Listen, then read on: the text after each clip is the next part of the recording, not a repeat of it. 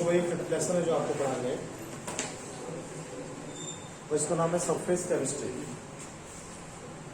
Surface chemistry को हम लोग हिंदी में पृष्ठ रसायन कहते हैं। सरफेस मीन्स क्या होता है? सरफेस मीन्स पृष्ठ होता है।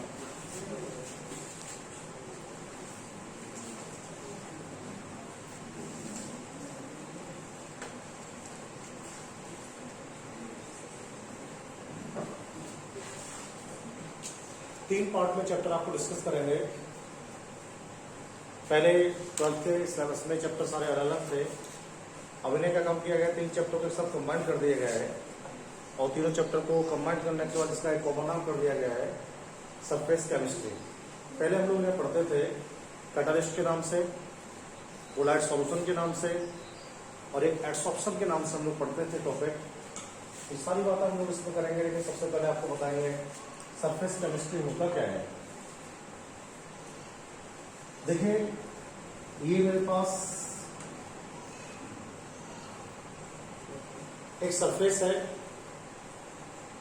और मेरे पास ये जो सरफेस है वो 2 तरह का पॉसिबल है। या तो ये सरफेस सॉलिड हो सकता है या फिर ये सरफेस लिक्विड हो सकता है। कभी भी जब भी हम कभी सरफेस केमिस्ट्री को स्टडी करेंगे तो सरफेस केमिस्ट्री को स्टडी करते समय हम लोग कभी भी ठोस सतह का इस्तेमाल कर सकते हैं, द्रव सतह का इस्तेमाल कर सकते हैं, लेकिन जो गैस सरफेस होता है उसका यूज हम लोग कभी भी नहीं करते हैं।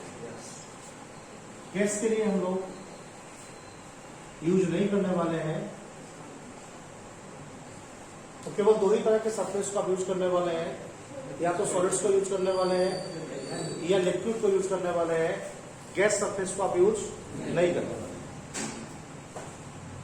दूसरी बात यह है कुछ सब्सटेंस ऐसे हैं जैसे 2 तरह के सब्सटेंस मैंने लिखे हैं। ये जो बड़े पार्टिकल्स मैंने बनाए हैं, ये बड़े पार्टिकल लिक्विड को रिप्रेजेंट करेंगे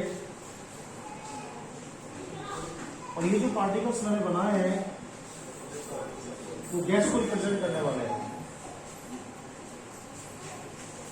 किसी भी सरफेस के ऊपर 2 चीजें आ सकती हैं और सरफेस पर क्या क्या आ सकता है?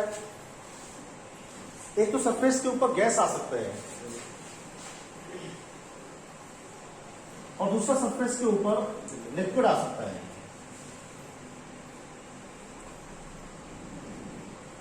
गैस आ सकता है और लिक्विड आ सकता है। देखिए किसी भी सरफेस के ऊपर ये लिक्विड और ये गैस अपने आप क्यों आते रहते हैं? देखा होगा आपने कभी कभी कोई चीज आपकी इन्वायरमेंट में खुली रखी रह जाती है और धीमे धीमे क्या होता है, उसका जो कलर है वो क्या होने लगता है, चेंज होने लगता है। क्यों चेंज होने लगता है मालूम है? उसी कलर से चेंज होने लगती है कि जो नेचर में गैसें हैं या जो इम्प्योरिटीज है, अशुद्धियां हैं, वो सरफेस के ऊपर अपने आप आती रहती है, अपने आप आती रहती है सरफेस के ऊपर। तो आपको बताना क्या है? आपको बताना है ये सेल्फ प्रोसेस है, इसे आप नहीं करते हैं, ये प्रक्रिया अपने आप होती है। जैसे क्या होता है, देखा होगा आपने, नमक को हम लोग खुला छोड़ देते हैं,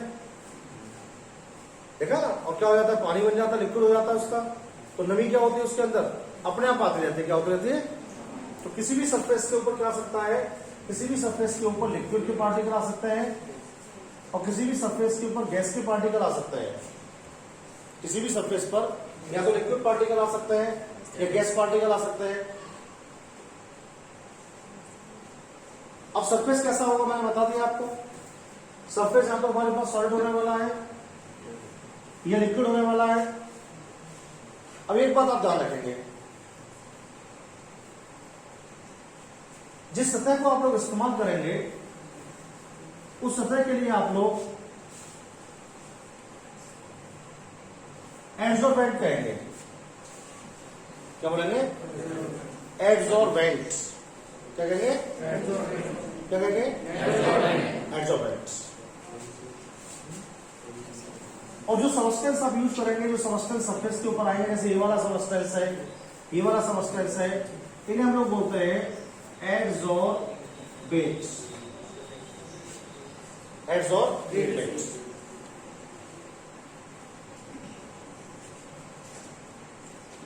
हिंदी मेरे को नहीं पता है इसकी, ठीक है, आप ध्यान रखना।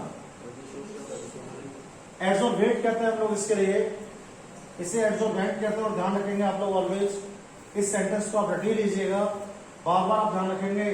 एडसॉर्बेट किस पर आएगा? एडसॉर्बेंट पर आएगा। एडसॉर्बेट किस पर आएगा? एडसॉर्बेट ऑलवेज किस पर आता है? एडसॉर्बेंट पर आता है। किस पर आता है? एडसॉर्बेंट पर। अब सवाल क्या है हमारा अगला आपसे, सर पूछोगे कौन कौन सी चीजें एडसॉर्बेट हो सकती है?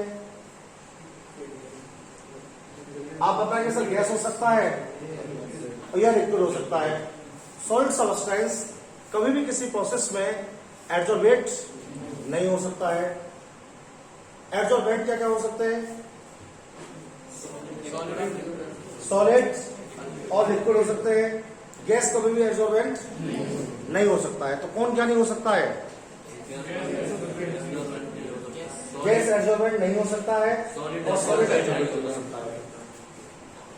देखिए भाई, ये लिक्विड फेज है, द्रव प्रवस्था है, ये गैस प्रवस्था है, ये लिक्विड प्रवस्था है, लिक्विड फेज है, ये सॉलिड फेज है। और हम लोग क्या कर रहे हैं? हम लोग आपको बता रहे हैं कि ये फेज है, क्या करेंगे? ये फेज है जब एक दूसरे के संपर्क में आएंगे तो मिलेंगे। ये क्या होंगे? तो क्या पढ़ेंगे हम लोग प्रश्न रसायन में? प्रश्न रसायन में हम लोग पढ़ेंगे दो प्रवस्थाओं के मिलने का प्रोसेस।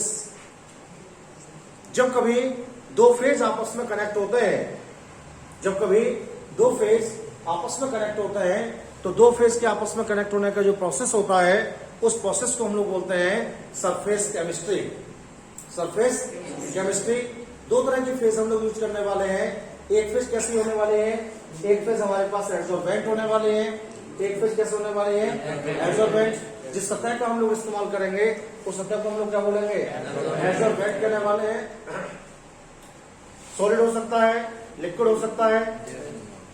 और जिन सब्सटेंस को हम लोग एंट्री कराएंगे सरफेस के ऊपर, डिपोजिट करेंगे सतह के ऊपर, उन्हें हम लोग क्या बोल सकते हैं? गैस बोल सकते हैं या फिर लिक्विड बोल सकते हो। क्या होते हैं वो? एडसॉर्बेंट।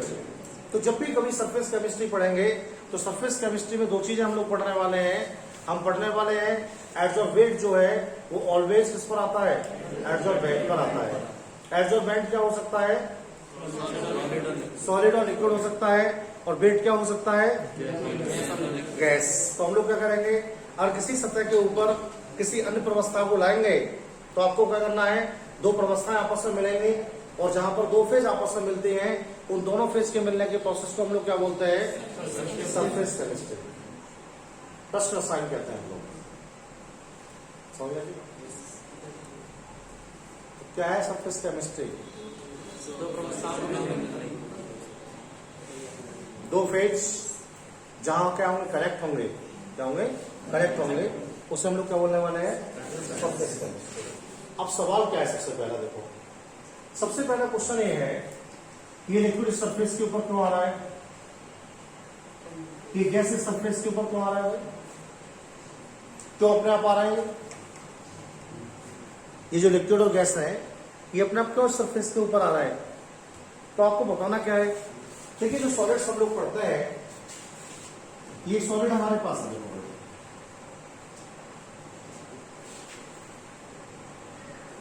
और मैंने क्या काम किया? बीच में से काट दिया। जैसे मैंने बीच में से काटा तो आपको ऐसा दिखाई दिया, ऐसा। देखिए, इसको कट करने के बाद क्या होगा? जो अंदर वाला भाग है ना, ये वाला, एक तो ये वाला भाग हो गया, एक बाहर वाला भाग होगा। तो अंदर वाला जो भाग होता है, अंदर वाले भाग को हम लोग बोलते हैं वल्व। क्या बोलते हैं? और हिंदी में टर्म है स्थूल। क्या बोलते हैं? स्टूल नहीं, स्थूल। और ये क्या भाई हमारे पास? ये वाला जो पार्ट हमारे पास है वो है आउटर सरफेस, बाह्य सतह। क्या कहते हैं? बाह्य सतह बोलते हैं हम लोग इसके लिए। तो किसी भी ठोस में कितने हिस्से हो सकते हैं? दो हिस्से हो सकते हैं। पहला हिस्सा क्या हो सकता है? बल्ब हो सकता है। क्या हो सकता है? बल्क हो सकता है, दूसरा क्या हो सकता है, आउटर सरफेस हो सकता है। जैसे मेरे पास मार्कर है, इस मार्कर का जो ये इंसाइड वाला पार्ट है, ये वाला जो पार्ट है वो क्या है, स्थूल है, बल्क है ये, और ये जो बाहर दिखाई दे रहा है सफेद रंग का कैसा है, बाह्य सतह है। इन दोनों में डिफरेंस क्या है, इन दोनों में डिफरेंस क्या है? देखो इन दोनों में डिफरेंस एकदम बहुत सिंपल है, और डिफरेंस इन दोनों में ये है कि जो हमारे पास बल्क है, बल्क में क्या है, बल्क के अंदर जो मॉलिक्यूल है, बल्क के अंदर जो मॉलिक्यूल है वो एक दूसरे के लिए क्या कर रहे हैं, एक दूसरे के लिए समान बल के साथ आकर्षित कर रहे हैं, एक दूसरे को समान बल के साथ आकर्षित कर रहे हैं।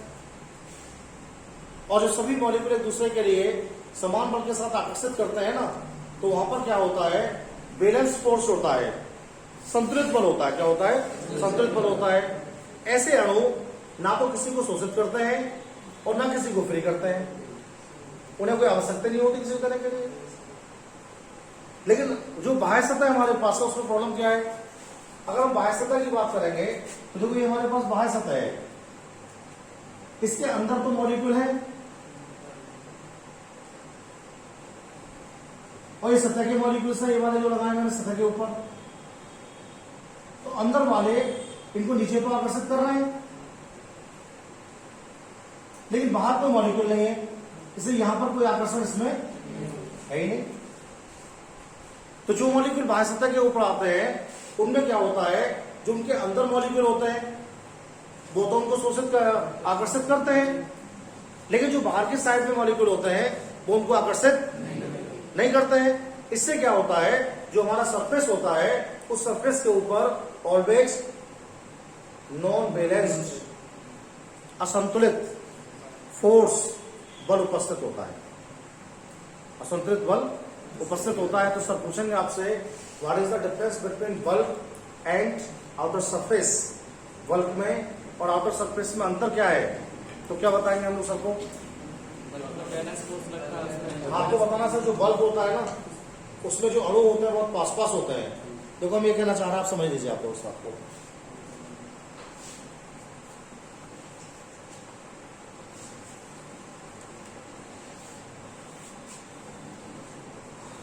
ये हमारे पास है, देखो अंदर क्या है, देखो ये वाला मॉलिक्यूल है जैसे, तो इसके चारों तरफ ये मॉलिक्यूल्स है, देखो ये वाले मॉलिक्यूल्स, ये सब इसको आकर्षित कर रहे हैं,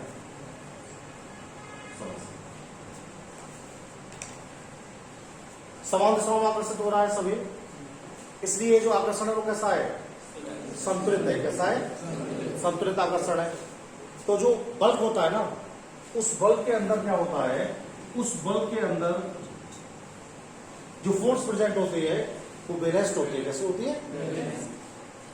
अब ये जो हमारे पास है बाहर, देखो ये मॉलिक्यूल अंदर वाले हैं, लास्ट वाले बिल्कुल जो अंदर है इसके, है ना, ये वाले मॉलिक्यूल।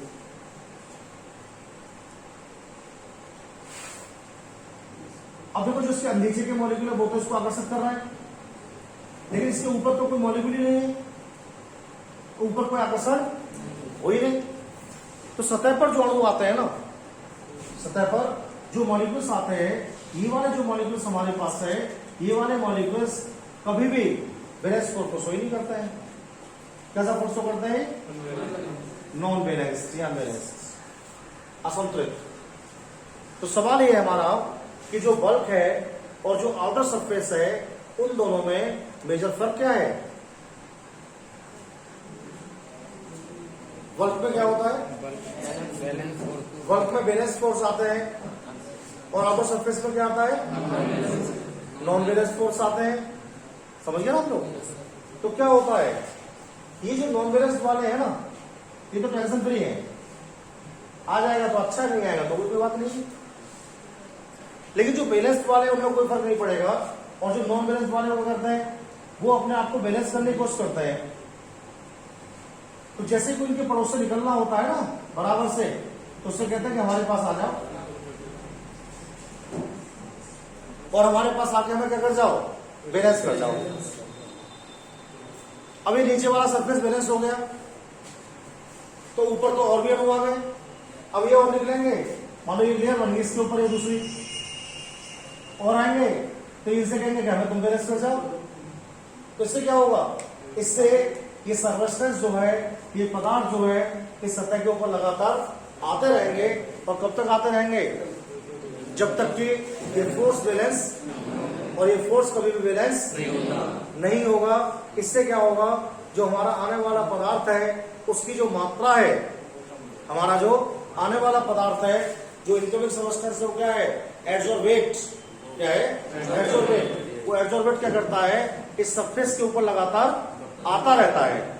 और जब एडजॉर्बेट सरफेस के ऊपर लगातार आता रहता है तो इससे क्या होता है, इसके आने से इस सरफेस पर जो कंसंट्रेशन है, जो मात्रा है वो क्या होती रहती है, बढ़ती रहती है। और जब आउटर सरफेस पर मात्रा बढ़ती है तो साइंस में इसको बोलते हैं एडसॉर्प्शन, एडसॉर्प्शन, एडसॉर्प्शन कहते हैं। और हिंदी में कहते हैं अधिशोषण, क्या कहते हैं, अधिशोषण।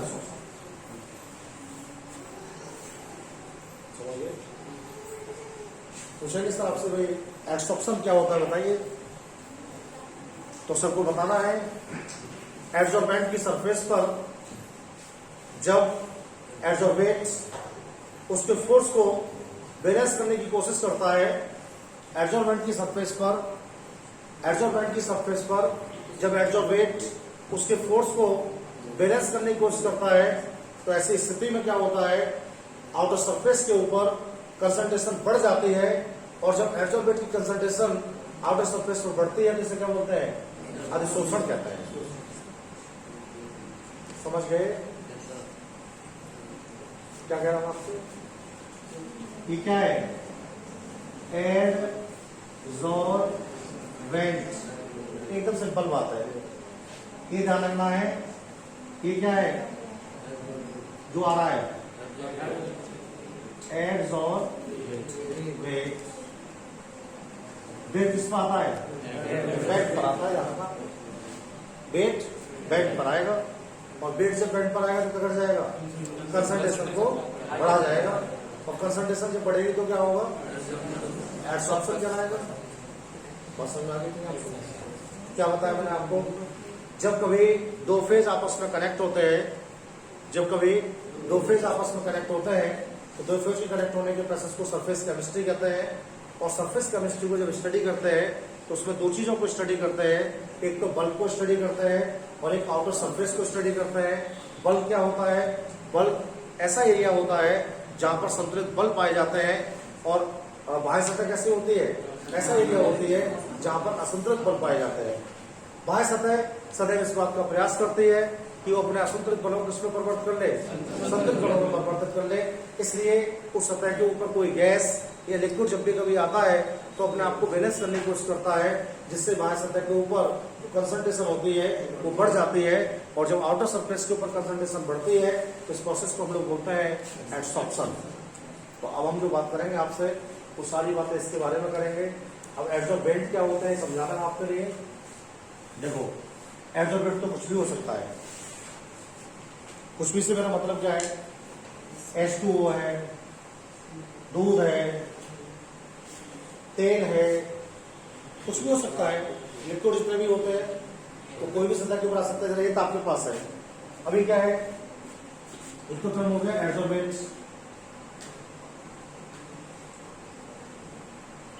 एक टर्म हो गया एडजॉर्बेंट।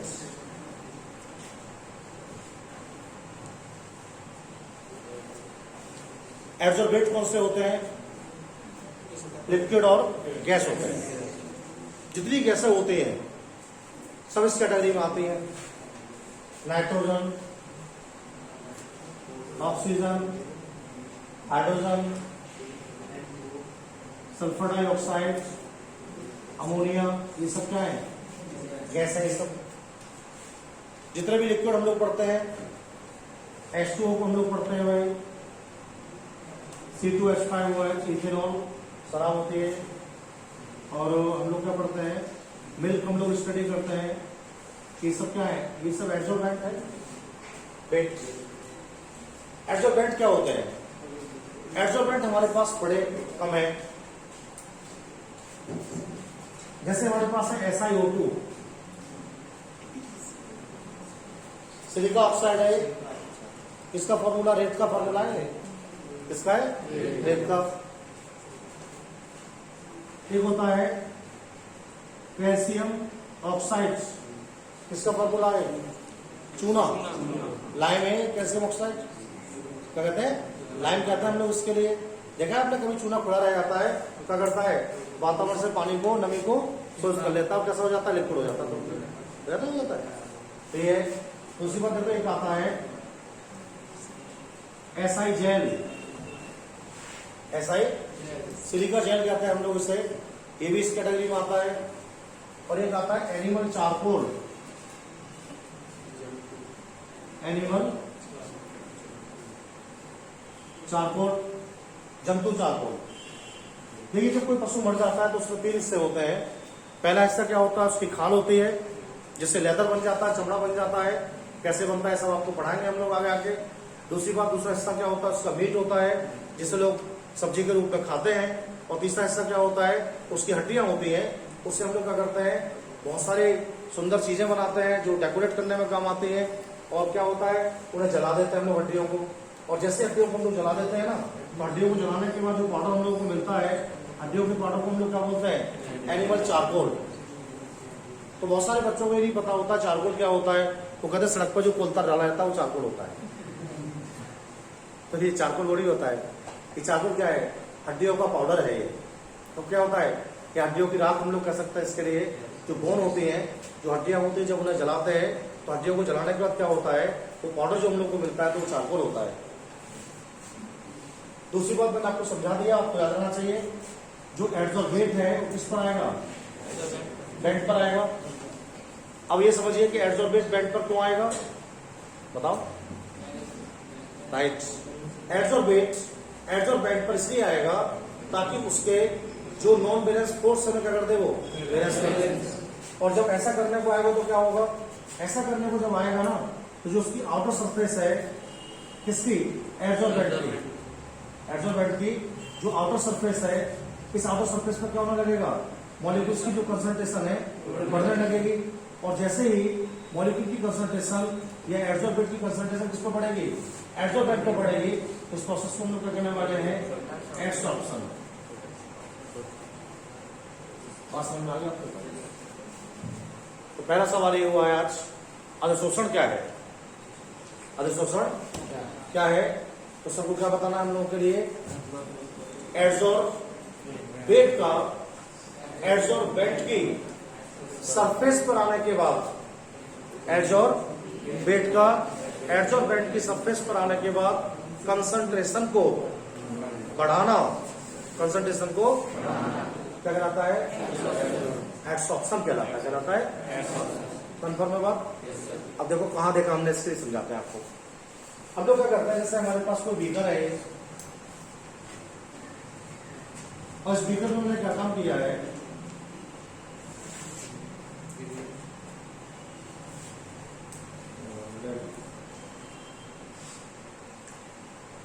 हेडवा लिया मैंने, और हेडवा लेने का क्या किया मैंने? इसमें एक चौक डाल दिया। चौक क्या होता है? CaCO3 का बना होता है भाई। देखा आपने? जैसे लोग रंगीन चौक को डालते हैं इसमें, तो जो रंग होता है ना, इसकी बाहर सतह पर आ जाता है कलर। और जैसे चौक को तोड़ते हैं तो अंदर क्या निकलता है? अंदर वो सफेद निकलता है। तो क्या हुआ है? जो सांद्रता बढ़ी है रंग की, किस पर बढ़ी है? बाह्य सतह की बढ़ी है। किस पर बढ़ी है? क्या हुआ है? अधिशोषण हुआ है। क्या हुआ है? अधिशोषण हुआ है। देखो और एग्जाम्पल बताता हूं अधिशोषण के आपको। जैसे हमारे पास एक गैस जार है कोई, इस गैस जार में मैंने क्या काम किया? ब्रोमीन गैस लिया है।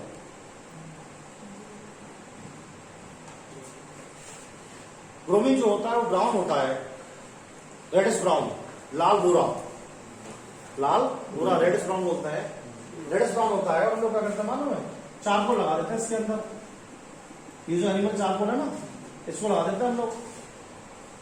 और जैसे एनिमल चारकोल को लगाते देखा होगा आपने, तो ये प्रैक्टिकल हम लोग पढ़ सकते हैं इसके लिए। तो जो हमारा ब्रोमीन गैस होता है ना, इसका रंग तुरंत ही हल्का पड़ जाता है। क्यों हल्का पड़ जाता है? क्योंकि जो हमारा रंग है किसी सतह पर चला जाता है, चारकोल की सतह पर चला जाता है, किस पर चला जाता है, इसलिए अवशोषण हो गया यहाँ पर। और देखो मैं आपको समझाता हूं, जैसे हमारे पास सैंड है, बालू, रेत जानते हो, रेत जो होता है उसको हम लोग क्या करते हैं, रेत के ऊपर हम लोग पानी डाल देते, देखा होगा आपने, तो क्या होता है उसकी ऊपरी सरफेस पर तो पानी जमा हो जाता है, लेकिन जैसे उसमें हाथ मार दे थोड़ा बहुत डिस्टर्ब करता है उसको, तो नीचे क्या निकलता है, रेत सूखा निकलता है। क्या हो रहा है, एडसॉर्प्शन हो रहा है। क्या हो रहा है, एडसॉर्प्शन हो रहा है। तो बाह्य सतह पर जब भी कोई चीज आके शोषित होती है तो उसे क्या बोल रहे हैं, अधिशोषण बोल रहे हैं। क्या बोल रहे हैं, अधिशोषण बोल रहे हैं। बात समझ में आ गई थी, बताइए क्या कहा हमने आपसे, सरफेस केमिस्ट्री क्या है, और सरफेस केमिस्ट्री में कितने तरह के हिस्से पढ़ेंगे हम लोग, दो तरह के पार्ट को पढ़ा दिया हमने, बल्क पढ़ा दिया और आउटर सरफेस आपको पढ़ा दिया है, और फाइनली हमने आपको बताया कि एडसॉर्प्शन क्या होता है। अब सवाल दिमाग में आपके कुछ आ रहे होंगे इस तरह के, देखिए क्या करते हैं हम लोग एग्जाम में, जब लोग बच्चों को प्रैक्टिकल करते हैं तो हम लोग एक फिगर बना के देते हैं उनके लिए। एक सरफेस हमारे पास है, एक सरफेस ये हमारे पास है, एक सरफेस ये हमारे पास है, और एक ये सरफेस हमारे पास। मैं चार फिनोमेना नोट कर रहा हूं। ये जो मॉलिक्यूल्स है इसके आउटर सरफेस के ऊपर आके जमा हो गए,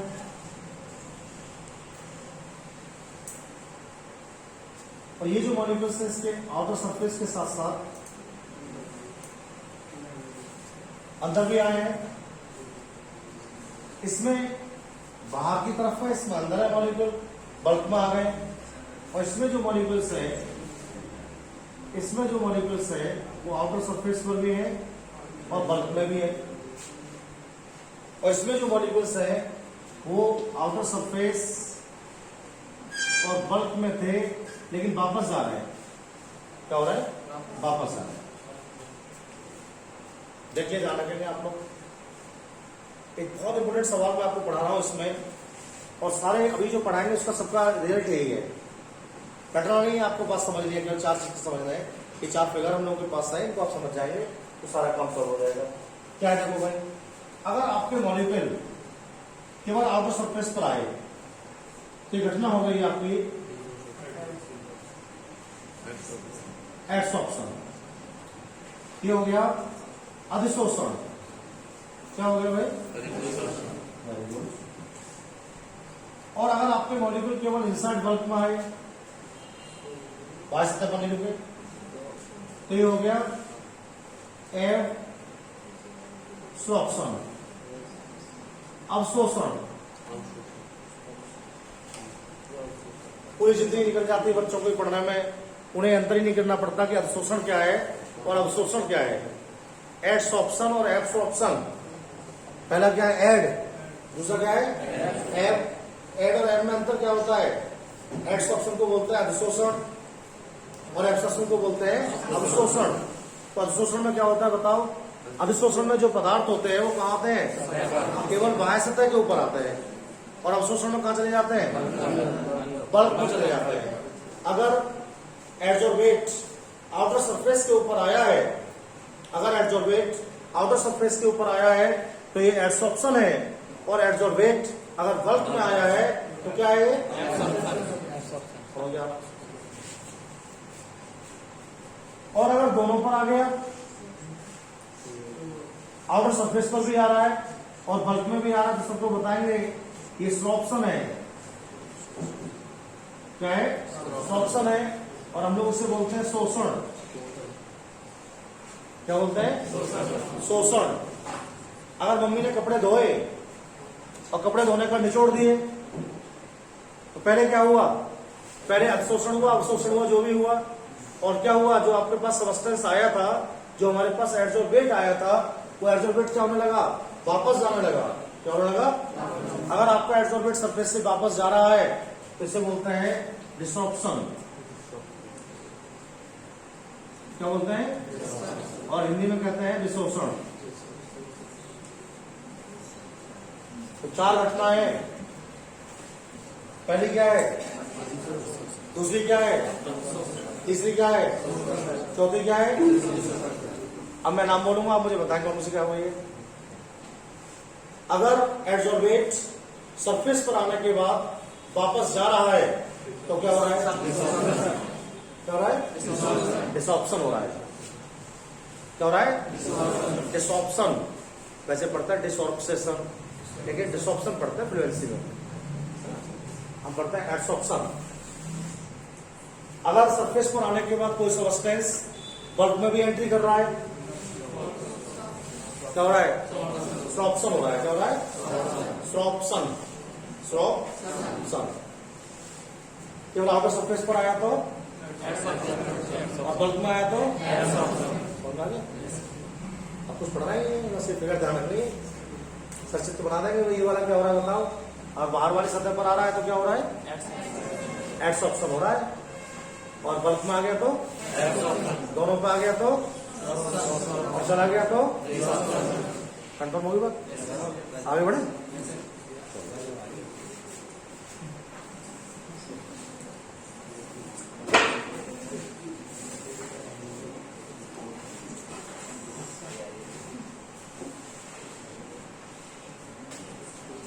देखिए हमारा सवाल हमारा आपसे ये है,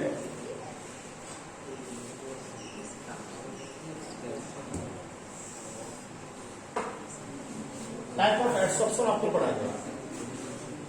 हमारे सिलेबस में ना तो एडसॉर्प्शन है, ना सोर्प्शन है, ना डिसऑप्शन है, कुछ भी नहीं है कोर्स में। केवल एक चीज हमारे सिलेबस में है जो पढ़ाएंगे हम आपके लिए, एडसॉर्प्शन के बारे में आपको पढ़ाएंगे, हमारे कोर्स में है, इसके बारे में आपसे आगे बात करेंगे। ठीक है। एडसॉर्प्शन देखो दो तरह का है, एक तो होता है फिजिकल टाइप से,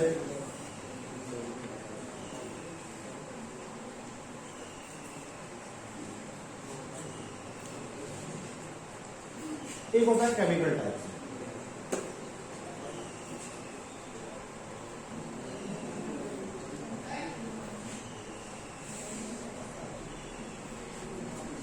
फिजिकल और इसे हम लोग बोलते हैं फिजियो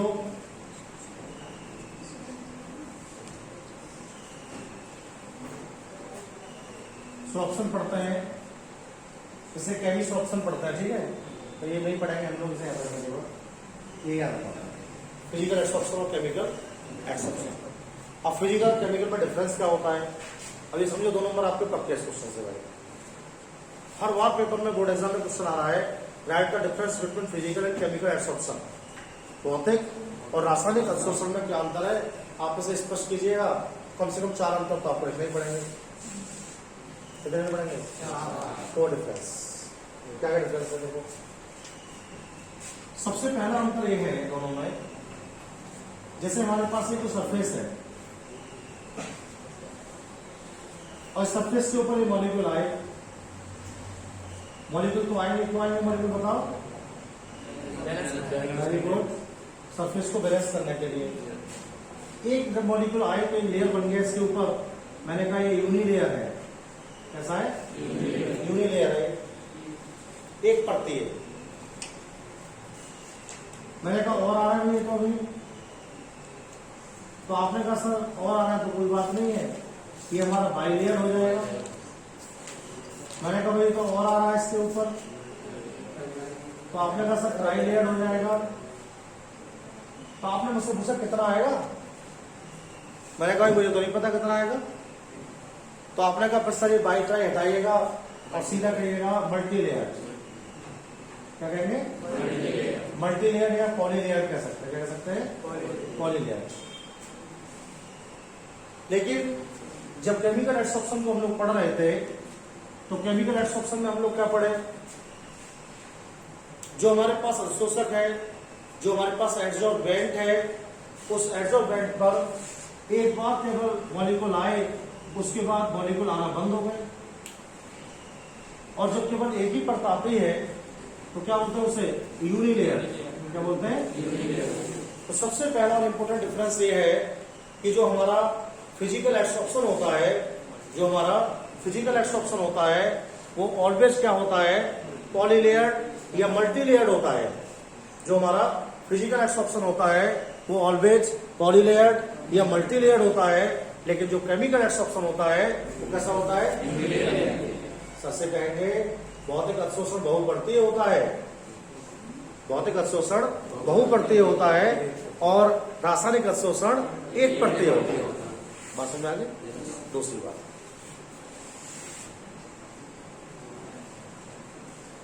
देखिए जो फिजिकल एब्सॉर्प्शन हम लोग पढ़ रहे हैं ना, इसमें जो मॉलिक्यूल्स आपस में जुड़े हुए हैं, फिजिकल एब्सॉर्प्शन में जो मॉलिक्यूल आपस में जुड़े हुए हैं, ये मॉलिक्यूल आपस में वान डेर वाल्स फोर्स से जुड़े होते हैं।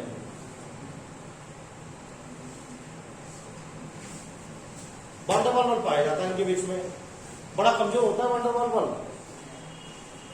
लेकिन जो केमिकल एब्सॉर्प्शन होता है ना, केमिकल एब्सॉर्प्शन में जो मॉलिक्यूल जुड़े होते हैं सरफेस के साथ, ये molecule by the chemical bond जुड़े होते हैं। केमिकल और केमिकल बॉन्ड कैसे होते हैं भैया? स्ट्रॉन्ग होते हैं। कैसे होते हैं? स्ट्रॉन्ग होते हैं। तो आपको बताना है जो हमारा भौतिक अवशोषण है, जो हमारा भौतिक अवशोषण है उसमें क्या खास बात होती है? भौतिक अवशोषण में खास बात होती है कि उसके अंदर जो अणु आते हैं वो वान डेर वाल्स बल से कमिट होते हैं, और रासायनिक अवशोषण में क्या होता है? केमिकल बॉन्ड होता है। तीसरी बात,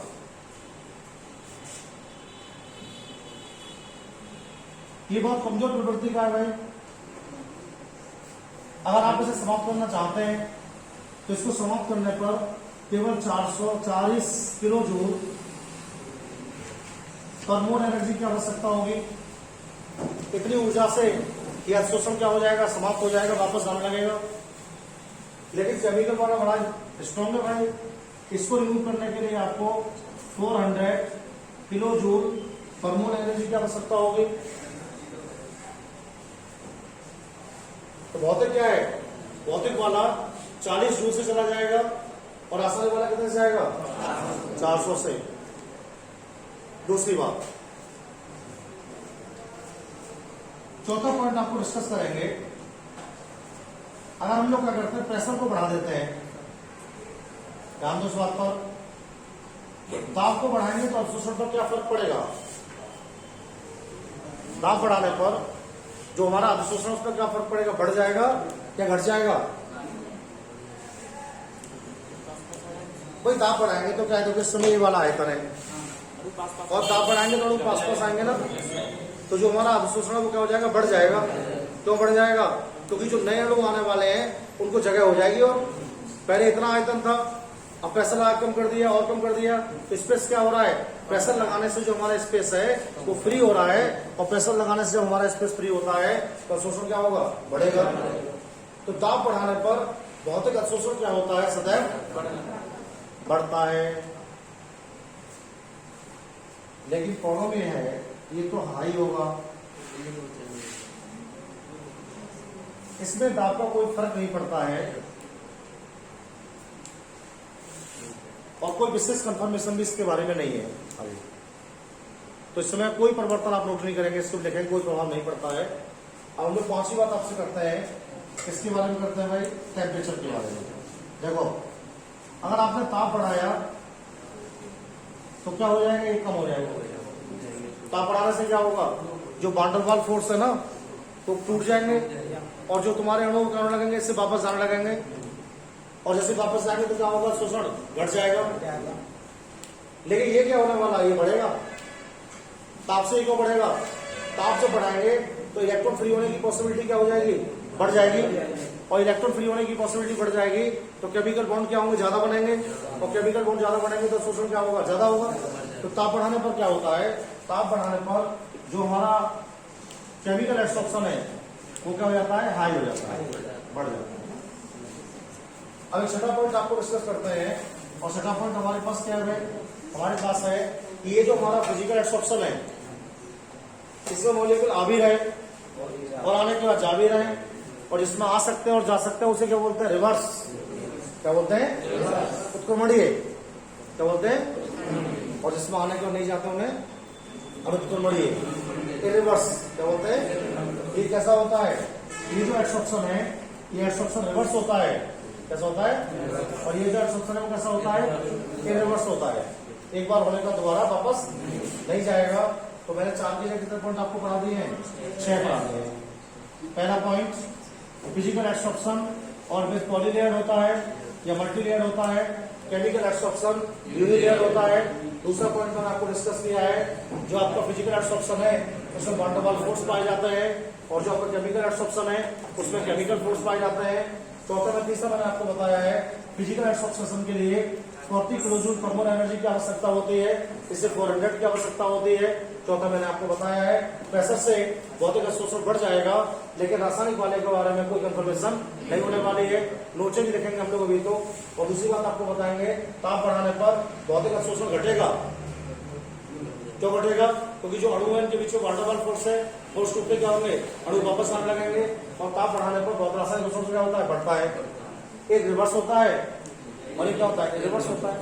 ये आपको बताइए कोई प्रॉब्लम आपको क्या पढ़ लिया? तो आज हमने पढ़ लिया है सरफेस केमिस्ट्री क्या है, और सरफेस केमिस्ट्री में किसी भी सतह के कितने हिस्से होते हैं, 3 हिस्से होते हैं ना, बल्क और आउटर।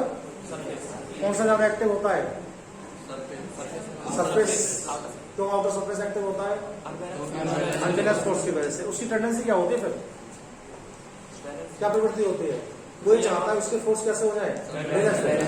इसलिए क्या करता है वो, अपनी सतह के ऊपर अणुओं को आकर्षित करता है। क्या करता है कि उसे बैलेंस कर जाए, और जब आकर्षित करेगा तो क्या होगा, जो हमारा सरफेस है उस पर जो कंसंट्रेशन है वो क्या हो जाएगी, बढ़ जाएगी। क्या बोलेंगे इसे, एब्सॉर्प्शन। हर कंसंट्रेशन अंदर बड़ी सरफेस में तो क्या होगा, बल्क में एब्सॉर्प्शन हो जाएगा। क्या हो जाएगा, और दोनों बड़ी तो क्या हो जाएगा, और वापस चलेंगे तो क्या हो जाएगा, एब्सॉर्प्शन हो जाएगा। कितने टाइप से अवशोषण हो सकता है, कितने टाइप से हो सकता है अवशोषण? 2 तरह से, भौतिक और रासायनिक। भौतिक में तो बताइए क्या अंतर है खास? एक मल्टीलेयर एक मल्टीलेयर्ड है, एक यूनिलेयर्ड है। एक तो वैन डर वाल्स फोर्स है, केमिकल फोर्स है। एक 40 से, एक 400 से, एक रिवर्स, एक इरिवर्स। एक दाब बढ़ाने पर बढ़े घटेगा, बढ़ेगा नहीं घटेगा। एक दाब बढ़ाने पर बढ़ेगा घटेगा, और एक को कोई चेंज नहीं होगा। ताप बढ़ाने पर घटेगा और क्या होगा, कंफर्म होगा। ठीक है।